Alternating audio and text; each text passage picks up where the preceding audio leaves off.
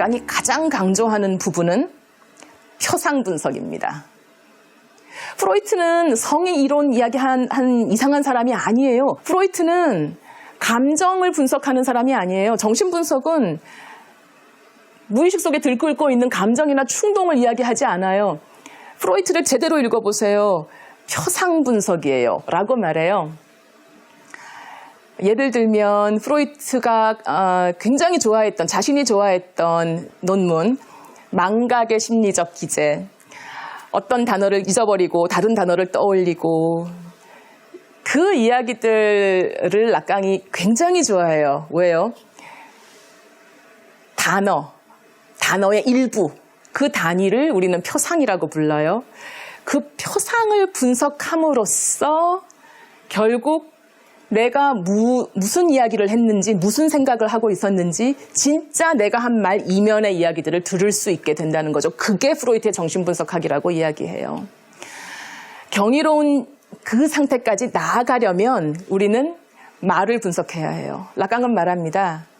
말은 부족한 도구다. 그러나 프로이트의 이야기대로 우리가 가진 유일한 도구예요. 그 도구를 가지고 내가 말한 것, 그리고 다른 사람이 말한 것, 그 표상들 하나하나를 분석하면서 내가 지금 뭐가 불편하구나, 바꿔가요. 이 사람이 지금 불편하구나, 바꿔줘요. 도와줘요. 그렇게 손을 잡고 그렇게 치유하며 한 걸음 한 걸음 이 오픈 엔딩을 걸어가면, 그리고 절박하게 걸어야 해요. 긴박감이 있어야 해요. 그게 없으면 우리는 우리의 진실에 도달할 수 없어요. 다른 이들과의 관계를 통해서만 우리는 진실에 도달할 수 있다고 이야기해요. 그리고 결정을 위해서는 항상 순간의 긴박감이 필요하다라고 이야기해요. 그걸 통해서 한 걸음 한 걸음 걷다 보면 우리는 우리만의 정답에 이르게 됩니다. 돌아봤을 때 그 정답을 위해 한 걸음 한 걸음 걸어온 셈이죠. 자, 그럼 그 다음은 어떻게 해야 해요? 락강은 마치 긴 시간 동안 우리가 노력해서 목적을 이룬 것처럼 이야기하지 않아요. 마치 매 순간을 이렇게 살아야 된다고 이야기하는 것 같아요. 그러니까 오픈 엔딩이라고 하지만 그 한순간, 진짜 어른은, 정말 성숙한 사람은 내가 결정했어. 착각하는 위치, 그 착각하는 위치에서조차도 정말 나를 위한 정답을 이야기하는 거죠. 이상하세요? 즉, 그 착각하는 위치는 필연이라는 거예요. 제가 정신분석 지금 굉장히 아는 척하면서 여러분들께 설명드리고 있어요. 전 지금 착각하는 위치에 있어요. 그러나 제가 지금 정말로 믿고 있어요. 제가 정신분석을 안다고, 오래 공부를 했기 때문에 제가 가르쳐 드릴 수 있다고 믿어요. 제가 믿지 않으면, 정말로 믿지 않으면 저는 이 강의 할 수 없어요. 근데 만약 누군가 그렇지 않잖아요, 이렇게 이야기하면 안 돼요 라고 했을 때, 얼마나 오래 내가 공부를 했는데 왜 나한테 어떻게 그런 질문을 이라고 하는 순간 저는 덫에 빠져요. 즉, 두 가지 방식으로 그 착각하는 위치에 배치될 수 있는 거죠. 미숙한 방식과 성숙한 방식. 우리가 말하는 모든 순간, 우리가 결정하는 모든 순간, 그게 정말로 성숙한 결정이길 락강은 바래요. 그러나 어떤 사람들은 그렇게 결정하지 않아요. 그렇게 될 때 어떻게 되죠? 내가 내 시간에 살지 않아요? 내가 내 욕망을 따르지 않아요? 그렇게 누군가에 휘둘리면서 내가 안다고 착각하면서 앞으로 가요? 그 사람은 증상을 나타내게 될 거예요. 왜냐하면 무의식의 진실을 들여다보지 않고 그 긴박함 속에서 내 진실과 소통하지 않기 때문이죠. 락강은 이런 이야기를 합니다. 당신의 스타일을 만들어야 됩니다. 말년의 세미나에서 세미나는 락강이 강연한 거예요. 녹취록을 우리가 받아 적고 그 녹취록이 출간되어 있는데요. 말년의 한 세미나 23에서 락강은 이렇게 말해요. 제가 자아를 공격했어요, 처음엔. 그런데 다른 종류의 자아가 있어요. 정말 성숙한 방식으로 그 착각하는 위치 있죠? 거기 정말 성숙한 방식으로 배치될 수도 있어요. 어떤 사람들은 완전한 척, 완벽한 척, 다른 사람이 말 못하게 만들어요. 내 아이한테 내 정답을 줘요. 내 아이가 자기 자신을 아는 것보다 내가 그 아이를 훨씬 더 잘 알고 있다고 착각해요.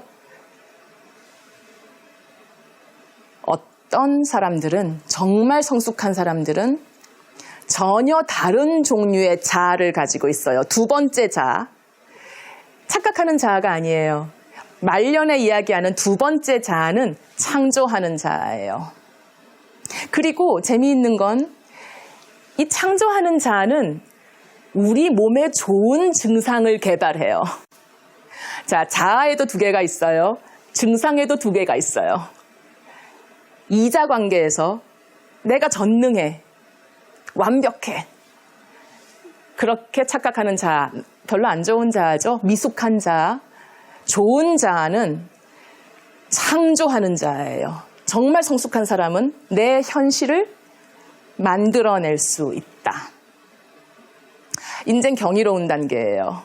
위인전 외익죠. 그분들이 이미 주어진 현실 속에서 아둥바둥했던 게 아니라 새로운 현실을 만들고 새로운 문들을 만들고 새로운 가능성들을 우리에게 선물했기 때문이죠. 그 경이로운 차원까지 나아가기 위해 맨 마지막 단계는 뭐냐 하면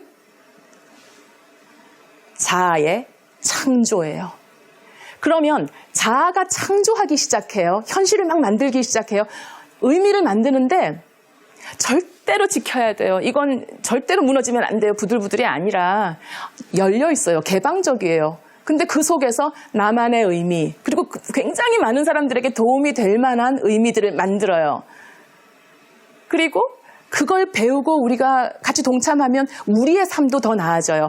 그분들은 좋은 증상을 가지고 있다라고 해요. 매일 여러분들 혹시 가지고 계신 증상들, 굉장히 좋은 증상들, 내 몸과 마음을 편하게 하는 증상들이 있나요?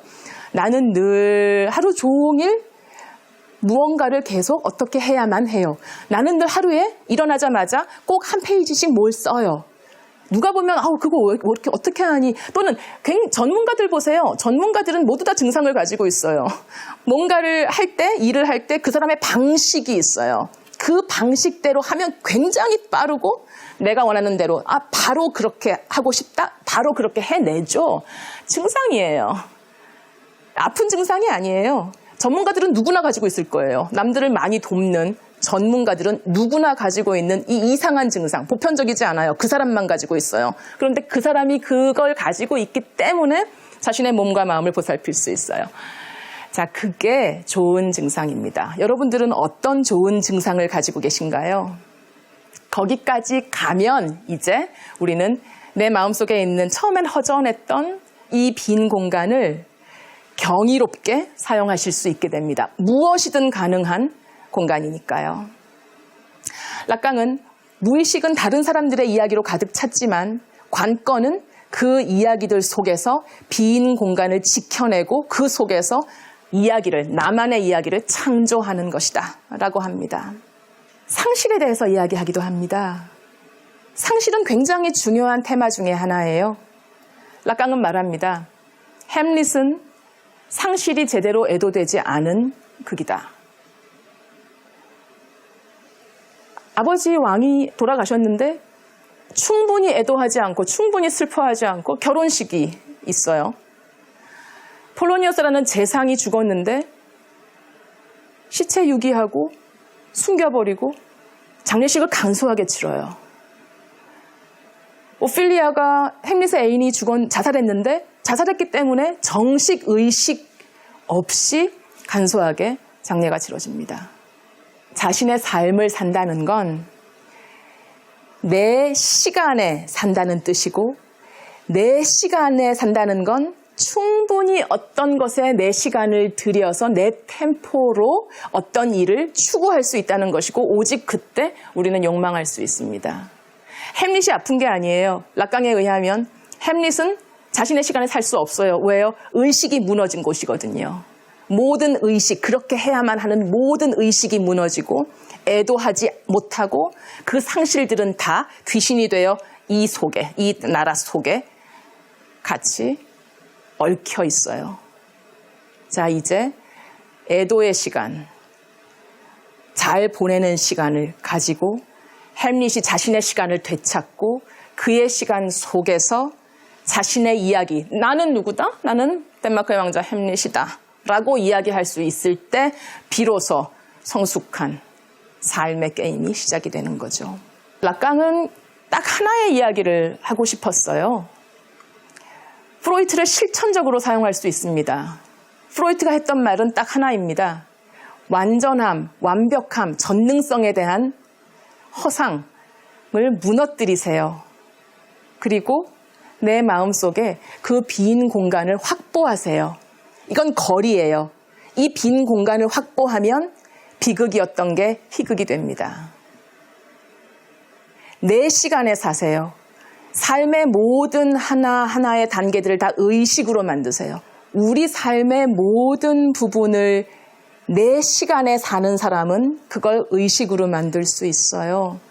그리고 우리의 모든 상실들, 빈 공간 자체가 애초에 상실이었죠. 전능성의 상실.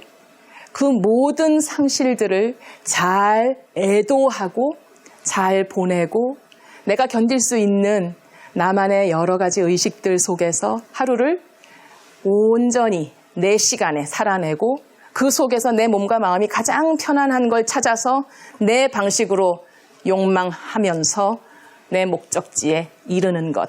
그게 프로이트의 정신분석학이 이야기하는 건강한 삶이라는 겁니다. 그것이 있던 곳에 내가 설 수 있어야 한다. 내 시간에 살아야 한다. 우선 우리가 제일 먼저 해야 될 건 내 장단을 찾는 겁니다. 그리고 그 장단에 춤춰야겠죠.